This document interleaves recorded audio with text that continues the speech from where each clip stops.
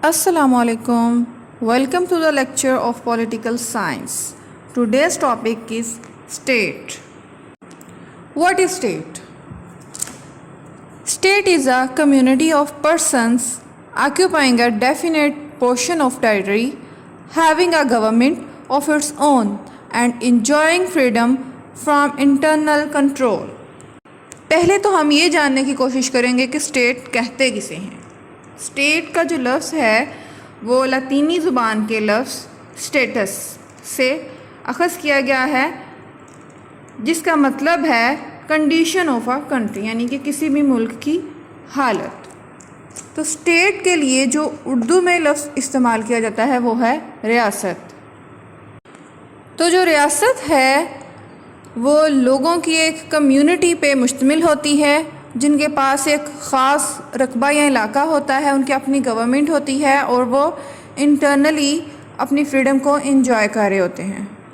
تو یہ تو تھا اسٹیٹ کے بارے میں کہ اسٹیٹ کہتے کسے ہیں اور اسٹیٹ کا کیا مطلب ہے. اب اسٹیٹ کے لیے جو ٹرمینالوجیز یوز کی جا سکتی ہیں جس کے ساتھ اسٹیٹ کا لنک ہے وہ ہے نیشن، باڈی پالیٹک، کنٹری اور گورنمنٹ، یعنی کہ کسی ملک یا ریاست کو اسٹیٹ کے ورڈ سے جانا جاتا ہے. نیشن بھی ہو سکتی ہے، یہ آپس میں ایک دوسرے سے لنکڈ ہیں. they are linked to with these terms.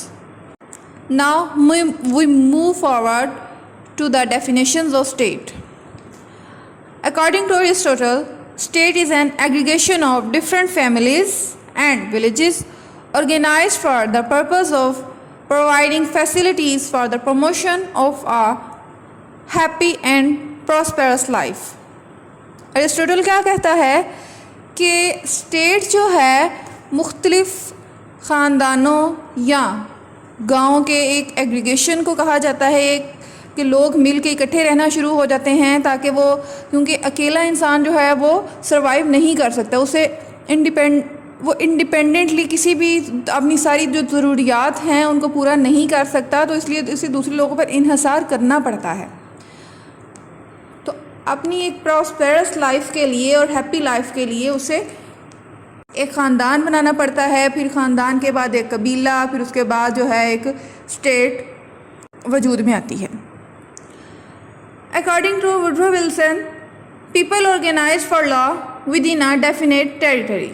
لوگ جو ہیں ایک خاص رقبے پر لا کے انڈر جو ہے آرگنائز ہو جاتے ہیں، ایک دوسرے کے ساتھ مل جل کر رہنے لگتے ہیں. What does Ablanchili says? He says that state is the politically organized people of definite territory. According to Burgess, state is a particular portion of life as an organized unit.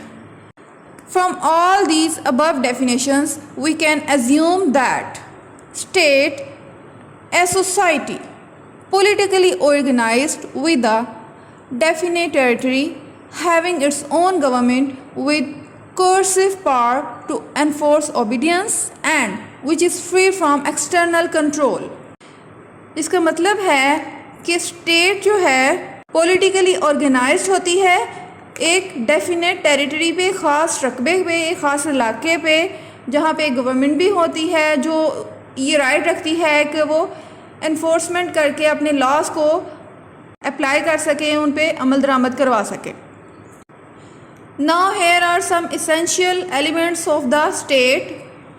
From the previous definitions we can assume that there are 4 essential elements for a state. The physical bases of state are population and territory, and political bases of state are government and sovereignty. کسی بھی ریاست کے لیے 4 ضروری elements کیا ہیں؟ Population, آبادی، territory یعنی کہ اس کے پاس ایک خاص علاقہ ہونا چاہیے، خاص رقبہ ہونا چاہیے، گورنمنٹ اس کی اپنی گورنمنٹ ہونی چاہیے، اور سوورنٹی یعنی کہ وہ جو اسٹیٹ ہے خود مختار ہو اپنے انٹرنلی افیئرس میں اور وہ ایکسٹرنلی کسی دباؤ میں نہ ہو. Now we discuss about population. Population of a state consists of all citizens whose rights and duties legally recognized. بھی ریاست میں رہنے والے جو وہاں کے لوگ ہوتی ہیں، جو وہاں پہ کی عوام ہوتی ہے، وہ اپنے رائٹس اور ڈیوٹیز کے حوالے سے بہت کانشیس ہوتے ہیں، ان کو اپنے رائٹس اور ڈیوٹیز کے بارے میں بہت اچھے سے پتہ ہوتا ہے۔ اب ایک ریاست میں مختلف طرح کے لوگ رہ رہے ہوتے ہیں، کچھ فارنرز بھی ہوتے ہیں۔ اب یہ نہیں کہ ان کو بھی اسٹیٹ کا سٹیزن ہونے کی حیثیت حاصل ہے، نہیں، بلکہ وہ اس اسٹیٹ کے سٹیزنز ہیں جہاں سے وہ بلونگ کرتے ہیں۔ اب اگر ہم قدیم یونانی اسٹیٹس کی بات کریں تو وہاں پہ جو سلیوز تھے ان کو سٹیزنز کے رائٹس حاصل نہیں تھے۔ تو جو گریک سٹی اسٹیٹس تھیں وہ اس بارے میں بھی کانشیس تھیں کہ وہاں کی آبادی کتنی ہونی چاہیے، میکسیمم اور minimum.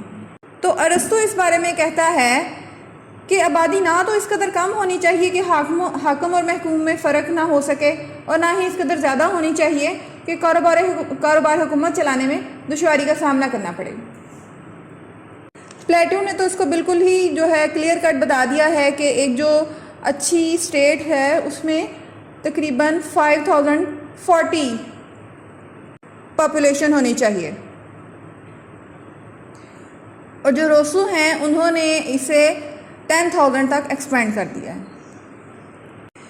In the absence of population, the idea of any human organization cannot be conceived. یعنی کہ اگر کسی ریاست کے پاس باقی 3 ایلیمنٹس ہیں اور پاپولیشن نہیں ہے تو وہ ریاست کہلانے کی حقدار نہیں ہوتی۔ Now here is the next element is territory. There can be no state without a fixed territory. People need territory to live and organize them socially and politically.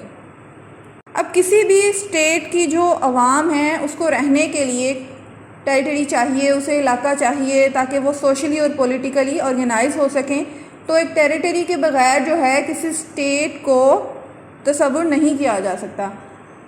The location of the state also determines the working and capabilities of its political system.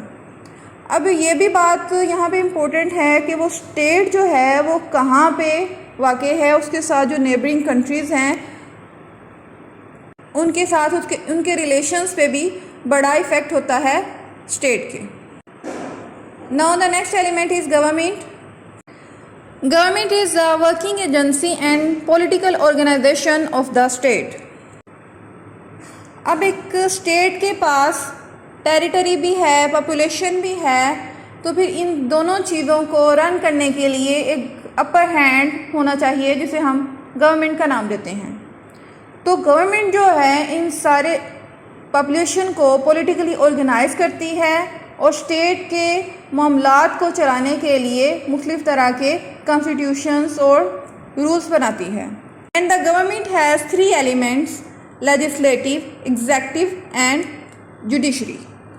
یہ تینوں ادارے ایک دوسرے کے ساتھ مل جل کر کام کرتے ہیں، کوئی بھی جو ایک ہے انڈیپینڈنٹلی ورک نہیں کر سکتا۔ The fourth and last element is sovereignty. Most essential element of state that signifies its paramount position to command unconditional obedience from its citizens and the group of thereof. It implies that state is free from any external control. Sovereignty کے لیے جو ہم اردو میں لفظ استعمال کرتے ہیں وہ ہے اقتدار اعلیٰ۔ تو سوورینٹی کسی بھی اسٹیٹ کی ایسی خصوصیت ہوتی ہے کہ جس کے تحت ریاست اندرونی طور پر تمام افراد اور ان کے اداروں پر برتری اور فوقیت حاصل کرتی ہے اور اپنے احکامات کو جبری طور پر افراد اور ان کے اداروں پر لاگو کر سکتی ہے۔ یعنی کہ اگر اسٹیٹ کے 4 ایلیمنٹس میں سے ہم سوورینٹی کو اسکپ کر دیں یا اس کو نکال دیں تو پھر کوئی بھی اسٹیٹ جو ہے وہ اچھے سے اپنے معاملات نہیں سارٹ آؤٹ کر سکے گی۔ تو سوورینٹی کا جو ورڈ ہے وہ سب سے پہلے جین بودین نے یوز کیا تھا۔ اب یہاں پہ سوورینٹی 2 ٹائپس کی ہے، ایک انٹرنل سوورینٹی ہے اور ایک ایکسٹرنل سوورینٹی ہے۔ انٹرنل سوورینٹی میں یہ آ جاتا ہے کہ جو عوام ہے وہ اپنی ریاست میں بنائے گئے قوانین کو فالو کرنے کی ذمہ دار ہے، پابند ہے، اور کوئی بھی جو شخص ہے وہ قانون سے بالاتر نہیں ہے۔